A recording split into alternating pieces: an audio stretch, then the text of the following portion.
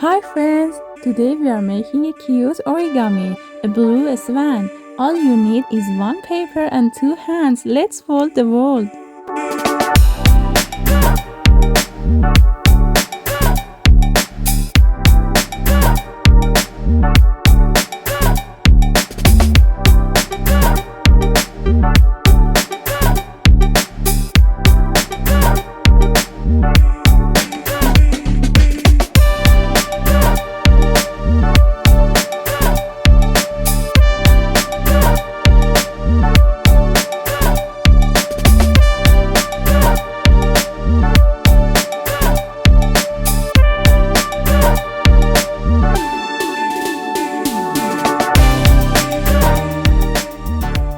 Long ago, swans were quiet stars, floating softly, never making a sound.